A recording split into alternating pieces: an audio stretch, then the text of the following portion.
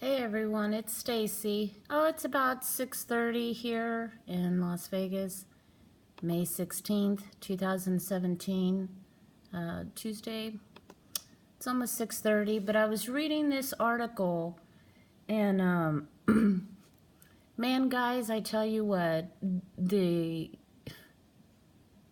the character of the gentlemen or men and women within the federal government, I'm beginning to think, I wrote in a comment section of my last video that I did, these are supposed to be the best of the best, right? The brightest of the bright. But what I'm starting to see is they are the crookedest, they are the crookedest of the crooked. They are the most corrupt of the corrupt. There's this attitude that they don't have to follow the law. They only impose it on other people, but yet fail to follow it themselves. This article, local article from Arizona, it's from the GlendaleCherryCreek.com website. The FBI agent provocateur Charles Johnson was actually issued a cease and desist order from Colorado agency. This article is by Mark Smiley. Let's see, is there a date on here? I don't see the date. But the phony private investigator from Tennessee, Charles Johnson, who apparently works in some capacity for the Denver office of the FBI, was issued a formal cease and desist order from Colorado Department of Regulatory Agencies prohibiting him from engaging in certain illegal actions in Colorado. The order is seen as a slap in the face of the Denver FBI, who apparently hired him to harass individuals who had been given negative comments in local newspapers about Mohammed Ali Karachi and MAK Investments regarding their plans to build a skyscraper high-density apartment house on Colorado Boulevard. Johnson was charged with the crime of attempting to act as a private investigator in Colorado without a license. At the time of his arrest, Johnson was caught with current driver's license from 3 different states, which could subject him to potential additional criminal charges, along with various other complaints of criminal harassment, including one from Glendale's city clerk, whose apartment complex Johnson attempted to gain access to. I'm telling you guys, this stuff just gets more ridiculous. And the prosecution, I just can't foresee the Nevada prosecution calling this man as witness again, not after this information has come out. It was widely assumed that Johnson worked for Karachi MAK or other agents. He told the Glendale police that he was working for an individual female writer-journalist in the area who he refused to disclose.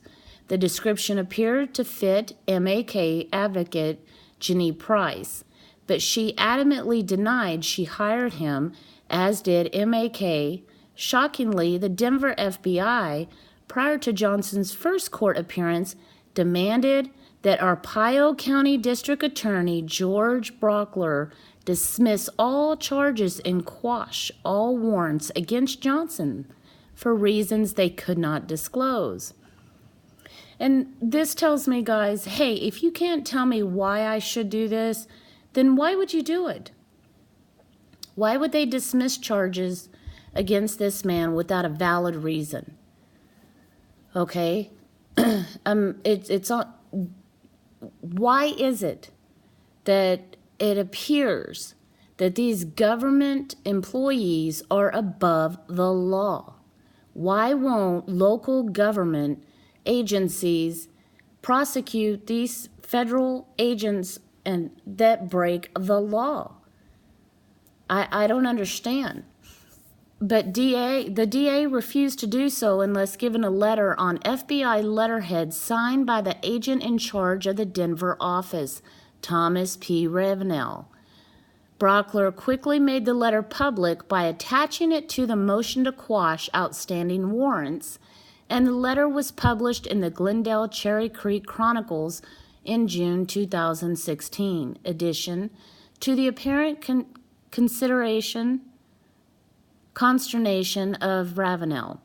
The Denver FBI has a badly tarnished reputation in Colorado concerning its use of agent provocateurs engaging in criminal conduct while under the office pay control, including Scott Lee Kimball, who tortured and murdered as many as 17 women in Colorado.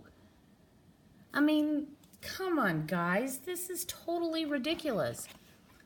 Ravenel already had a lurid public persona as the result of a civil case against FBI Director James Comey for gross sexual misconduct and harassment by Ravenel and others, filed by female FBI agent Danielle Marks. Ravenel was removed from his position as agent in charge in Denver and given a clerical job in Washington, D.C. in July of last year. Well, gee, this is why. What we see in D.C., you got all these corrupt people. They get in trouble around the country, and they just send them to Washington, D.C. to work. No wonder. No wonder. FBI head Comey himself is under Department of Justice investigation concerning his role in allegedly unlawfully interfering in the 2016 presidential election. Dora was apparently not cowed by the FBI's claims of immunity for criminal state actions in Colorado, and the state director defiantly issued a cease and desist order, notwithstanding any pressure the FBI may have brought to bear. The FBI refused to answer whether it would in fact obey the order and cause its employees and/or contractor Johnson to follow the laws of the state. Oh my gosh. Insanity.